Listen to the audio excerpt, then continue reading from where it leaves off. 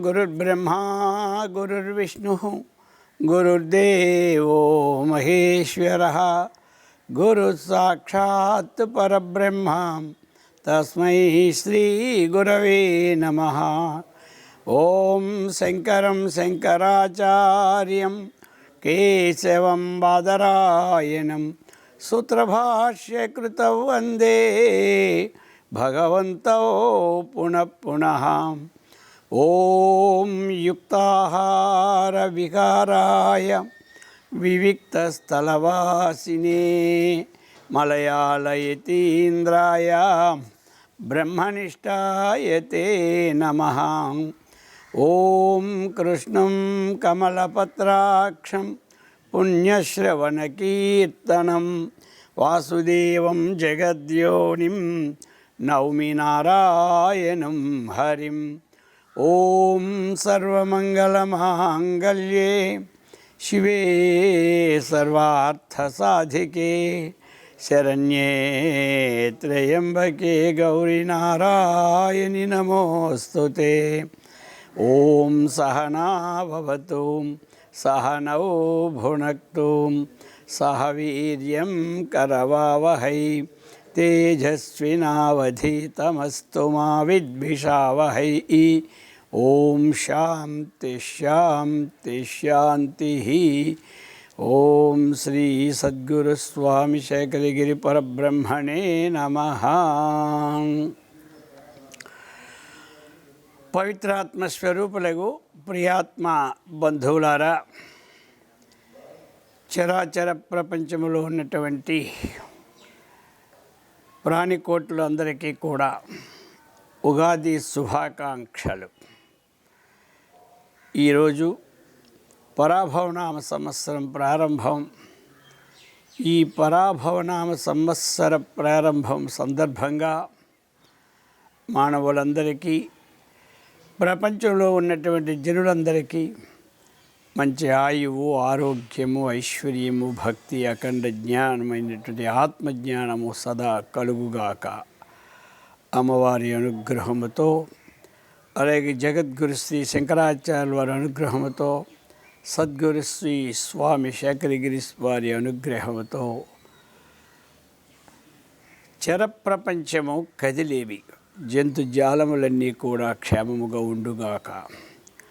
కదలనివి కొండలు, చెట్లు, చేమలు ఇవన్నీ కూడా క్షేమముగా ఉండుగాక. అందరూ క్షేమముగా ఉన్నప్పుడే మనకి లోకంలో ప్రతి వారికి ఆనందంగా ఉంటుంది.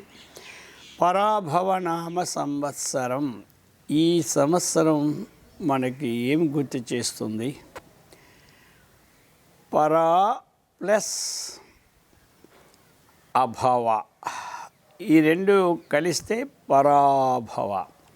పరా ప్లస్ భవ, ఇది కలిసినా సరే పరాభవ.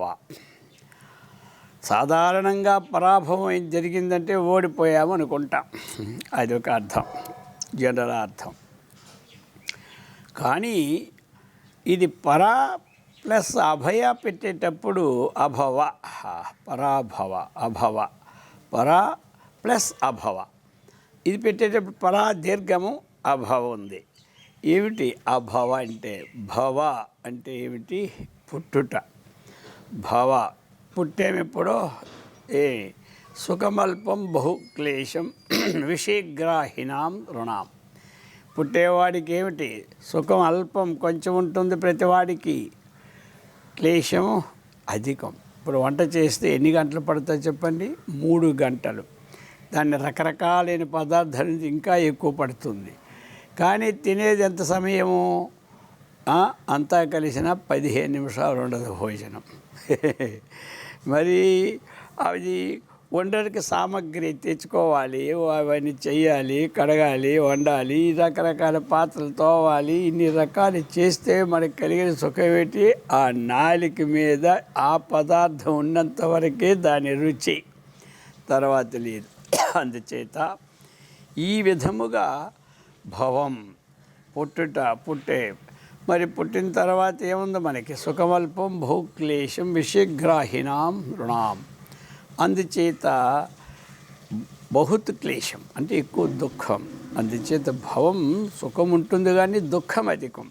పుట్టుట చావుట, ఇది లేనిదేమిటి? అభవం. చావు లేనటువంటిది. మరి ఇది ఎట్లా అండితే మనకి పుట్టు చావులు లేకుండానికి?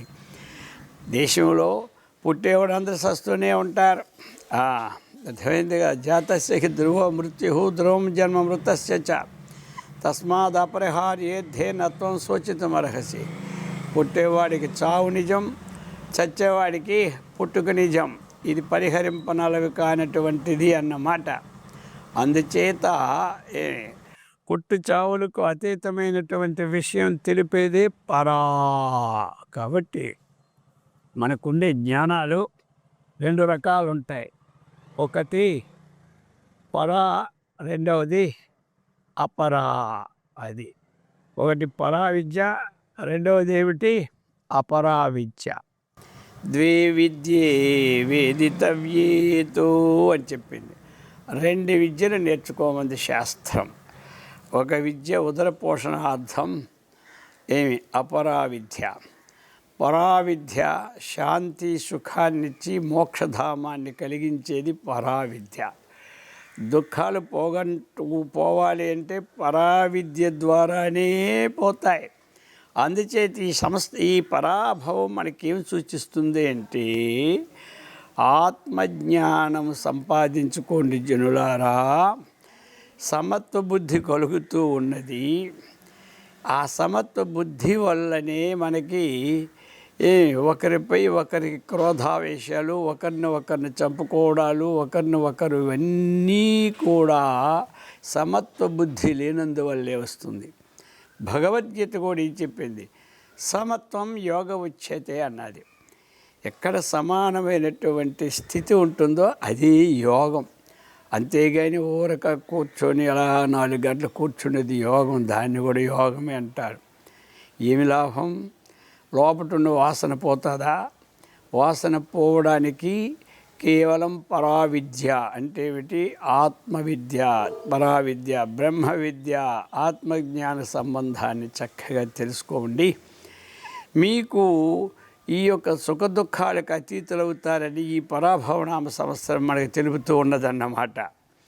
కాబట్టి పరాభవనామ సంవత్సరం మనకి ఏం తెలిపినట్టు?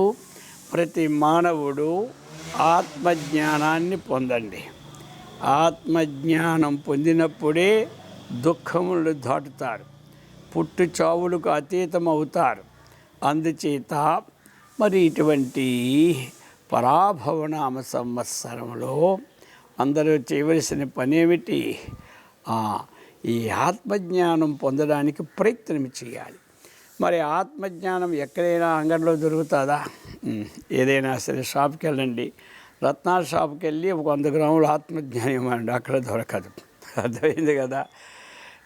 మెడికల్ షాప్కి వెళ్ళి అక్కడ 100 గ్రాములు ఆత్మజ్ఞానం సంబంధించిన ట్యాబ్లెట్స్ అడగండి, అక్కడ దొరకదు. ఇది ఈ ప్రకారముగా బజార్లోకి వెళ్ళి కూరగాయలు దొరుకుతాయి, రత్నాల షాపులో రత్నాలు దొరుకుతాయి, మెడికల్ షాపులో మందులు దొరుకుతాయి. కానీ ఆత్మజ్ఞానం ఎక్కడ దొరుకుతూ ఉన్నది? ఆ ఆత్మజ్ఞానాన్ని తెలిపే శాస్త్రమే వేదము అంటారు. ఆ వేదం యొక్క సారమే భగవద్గీత అని. కాబట్టి భగవద్గీతలో ఉన్నటువంటి తత్వాన్ని చక్కగా తెలుసుకోవాలి. అప్పుడే మనకి పరా అభవ అని 2 సిద్ధిస్తాయన్నమాట. ప్రతి వారు కూడా మీరు జపం చేయండి, ధ్యానం చేయండి, ఏమిటి చేసుకోండి, కానీ ఏం సంపాదించుకోవాలి? ఆత్మజ్ఞానాన్ని సంపాదించుకోవాలి. సమం పశ్యన్ హి సర్వత్రా సమవస్థితమీశ్వరం అన్నారు.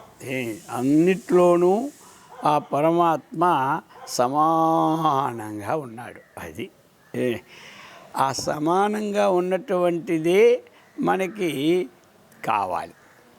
మరి ఎట్లా సమానంగా ఉన్నాడు, ఏ విధంగా అంటే శరీరం 100 కేజీలున్నా ఆత్మ ఎంత ఉండాలో అంతే. చీమ ఒక మిల్లీగ్రామ్ ఉన్నా సరే దాంట్లో ఏ శక్తి ఉందో మనలో అదే శక్తి ఆత్మ చైతన్యం ఉంది. అది తక్కువని తక్కువ లేదు, మనం ఎక్కువని ఎక్కువ లేదు. ఏనుగు ఎంత ఉండదు చెప్పండి? కొన్ని టన్నులు ఉంటుంది, కానీ ఆత్మ అన్ని టన్నులు ఉంటుందా? అది చీమ ఎంత ఉండదు, ఇప్పుడే చెప్పుకున్నాం. కాబట్టి ఇది ఎంత ఉంటుంది, కొద్దిగా ఉంటుంది. అందుచేత ఆ చైతన్యం ఒక్కటే సమానంగానే ఉంటుంది. అది తెలుసుకోవాలి మనం. ఆత్మజ్ఞాన విహీన మూఢాహ తే పశ్యంతి నరక నిగూఢాహ అని శాస్త్రం చెప్పింది. ఆత్మజ్ఞానం లేనటువంటి వాడేమిటి పునరపి జననం పునరపి భవనం, ఎందుకంటే నరకం ఇంకేముందండి లోకంలో. ఇందాకే చెప్పుకున్నా, సుఖమల్పం బహుక్లేశం విషయగ్రాహినాం నృణాం అనంతం బ్రహ్మనిష్టానామితి వేదాంత నిండి మహా అన్నారు. కాబట్టి బ్రహ్మనిష్ట మనం సంపాదించుకోవాలి. బ్రహ్మజ్ఞానం చెప్పినటువంటిదే భగవద్గీత. భగవద్గీతలో లేనిది ఎక్కడా లేదు. అందుకనే ఆచార్యుల వారు సమస్త వేదముల యొక్క సారమే భగవద్గీతను చెప్పి ఉన్నారు శంకరాచార్యుల వారు, జగద్గురు శంకరాచార్యుల వారు. అందుచేత ప్రతి కూడా మనం తత్వాన్ని చక్కగా తెలుసుకోవాలి, ధర్మాన్ని ఆచరించాలి. ధర్మో రక్షతి రక్షిత అన్నారు. ధర్మం అన్నది సత్యమేవ జయతే అన్నారు. సత్యమే జయిస్తున్నది అని. కాబట్టి సత్యము అంటే 2 అర్థాలు. అబద్ధం ఆడకుండా ఉండడం ఒకటని, త్రికాలాబాధ్యత్వం సత్యత్వం. 3 కాలములలో నాశరహితమైనటువంటి వస్తువు ఏదుందో ఆ వస్తువు ఒక్కటే లోకంలో జయింపబడుతున్నది. దాన్ని తెలుసుకున్నవాడే లోకాన్ని జయించిన వాడు అవుతాడనమాట. అందుచేత సత్యం ఏవ జయతే. బాహ్యార్థములో కూడా హరిశ్చంద్రుడు ఎన్ని కష్టాలు పడినా సరే, అబద్ధం ఒకటి ఆడవయ్యా, నేను ఇవ్వలేనని చెప్పి, నేనేం రుణం లేదని చెప్పే అన్నాడు ఆ నక్షత్రకుడు. అంటే ఊరుకున్నాడా? అది తప్పని అన్నాడు. బలిచక్రవర్తి దగ్గర కూడా అన్నాడు శుక్రాచార్యుడు, నేను ఏదో అన్నాను కానీ మాట తొందరగా అనేసాను, ఇంక నీకేమీ ఇవ్వనని చెప్పే అన్నాడు. ఆయన ఒప్పుకున్నాడా? ఆయన ఒప్పుకుంటే వాళ్ళు కీర్తిని మనం ఇప్పుడు కీర్తిస్తామా ఈ లోకంలో? అందుచేత ఆయనకి నష్టం అవ్వలేదు, ఈయనకి నష్టం అవ్వలేదు. అటువంటిది ఆయన జయించే నిష్కంఠంగా రాజ్యాన్ని. ఈయన చక్కగా మొత్తం ఈయన దగ్గరే విష్ణుమూర్తి ఉన్నాడు ఎల్లప్పుడూ కూడా. ఆ విధంగా అలాగనే మరి అసలు సత్యం 3 కాలంలో నాశరహితమైన వస్తువు ఏదుందో దాన్ని ఎవడైతే తెలుసుకుంటున్నాడో అతడే లోకాన్ జయతి. ఈ లోకములందరినీ జయించినవాడు. అది అతడే అందరినీ పరాభవం చేసినటువంటి వాడు, అందరికంటే ఉత్కృష్టమైన స్థితిని పొందినవాడు. అందుచేత మరి ఈ పరాభవం సంవత్సరంలో అందరూ కూడా చక్కగా ప్రతిదినము స్వానుష్ఠానం చేసుకోవాలి. ఆహార నిద్ర భయమైథునాని సామాన్యమే తత్పశుభిన్నరాణం జ్ఞానం హి తేషామతికో విశేష జ్ఞానీని హీన పశుభి సమాన అన్నారు. అలాగనే ధర్మో హి తేషామతికో విశేష ధర్మేణ హీన పశుభి సమాన. మానవుని ఉద్ధరించేది ఏమిటి? ఒకటి జ్ఞానం, రెండవది ధర్మం. అందుచేత మనం ఈ ప్రతిరోజు కూడా చక్కగా ప్రతి వారు జ్ఞానాన్ని ఆర్జించుకోవాలి. ఏ జ్ఞానం? తనకు సంబంధమైన జ్ఞానం. దీనికి ఎప్పుడైనా పర్వాలేదు, తెల్లవారి మడిగొట్టుకొని సంపాదించవలసింది ఏమీ లేదు. ఇప్పుడు మీకు ఫ్రీగా ఉంటుందో, భోజనాలన్నీ అయిపోయి మీరంతా విశ్రాంతి అయిపోయినాక ప్రశాంతంగా కూర్చొని ఒక అరగంట పావు గంట ఈ యొక్క ఆధ్యాత్మిక తత్వమైన గ్రంథాన్ని చక్కగా చదువుకోవాలి. మానవుడు శాంతి కావాలి అంటే వీరేలాగా శాంతి వస్తుంది? ఒకరి మీద ఒకరి కోపం పెరుగుతూ ఉంటుంటుంది. ఎందుకు పెరుగుతూ ఉన్నది అన్నటువంటి భావం, విచారణ ఉండాలన్నమాట.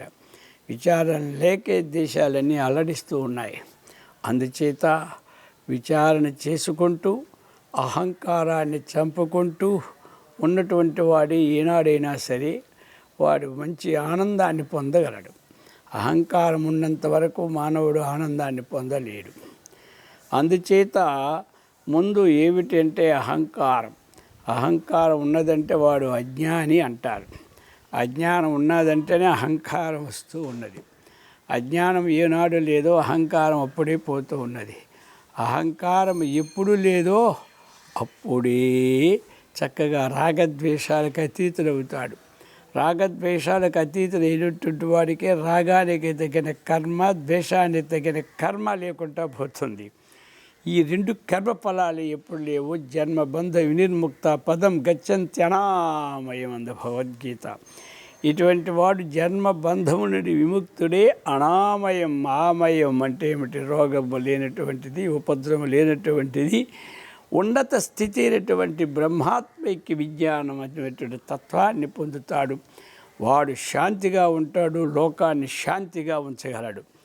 లేకపోతే శాంతి ఎక్కడ ఏ అంగట్టైనా దొరుకుతుందండి? ఒక పావు కిలో శాంతి అడగండి, ఇస్తారేమో ఎక్కడైనా. శాంతి ఎక్కడ దొరకదు. శాంతం అశాంతస్య కుత సుఖము అన్నారు భగవద్గీత. శాంతము లేక సౌఖ్యము లేదు అన్నాడు త్యాగరాజు. అందుచేత ఈ విధంగా శ్రద్ధావాన్ లభతే జ్ఞానం తత్పర సంయతేంద్రియ జ్ఞానం లబ్ధ్వా పరాం శాంతిం అచిరేనాధిగచ్చతి అన్నారు. అయ్యా, ఎవరికయ్యా శాంతి కలుగుతుంది అంటే శ్రద్ధావాన్ లభతే జ్ఞానం. శాస్త్రవాక్యమునందు, గురువాక్యమునందు ముమ్మాటికి సత్యము అనే బుద్ధి ఉండాలి. అది అన్నమాట. శాస్త్రం అనేది చాలా గొప్పది. ఏమిటంటే శాసనాతిథి శాస్త్రం. ఇది చేయదగిన పని, ఇది చేయరాని పని, వివేచనాన్ని కలిగించినటువంటి విజ్ఞానం మనకి ఉత్తమ శాస్త్రము ద్వారానే మనకు కలుగుతూ ఉన్నది. కాబట్టి ఉపనిషత్తులన్నీ ఉత్తమ శాస్త్రాలే. అలాగే భగవద్గీత కూడా ఉత్తమ శాస్త్రమే. అలాగే కొన్ని భాగవతాలు, ఇటువంటి గ్రంథాలన్నీ కూడా ఉత్తమ శాస్త్రాలే. అందుచేత ఆత్మకు సంబంధించిన తత్వాన్ని తెలుసుకోవాలి. ప్రతిదీ కూడా ఆచరణ రూపంలో రావాలి. భోజనం ఎదురుగా పెట్టుకుని దాన్ని వర్ణన చేస్తే ఏమి లాభం ఉంది? ఆకలి తీరాలా? పాడా. అది తింటేనే ఆకలి తీరుతుంది.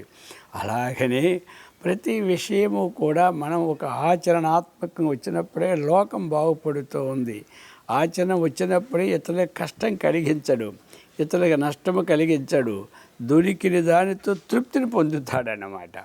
తృప్తిని చెందని మానవుడు సప్తద్వీపంబడి చక్కంబడుని అన్నాడు. తృప్తి లేని వాడికి 7 రాజ్యాలు ఇచ్చినా ఇంకొక 7 రాజ్యాలు కావాలంటాడు, కానీ అక్కడ నాకు చాలు అన్నాడు అనమాట. తృప్తి. అందుచేత ఈ విధంగా శ్రద్ధావాన్ లభతే జ్ఞానం తత్పర సంయతేంద్రియ. దాని ఎందు తత్పరుడవై ఇంద్రియాలను మన స్వాధీనం చేసుకోవాలి. ఒక శబ్దం విన్నాం, ఎంత కావాలో అంతే వినాలి. అది అన్నమాట. ఈ ప్రకారం ఒక రూపాన్ని చూశాం, ఎంత కావాలో అంతవరకే ఉండాలి. అతి సర్వత్ర వర్జీత్ అన్నాడు.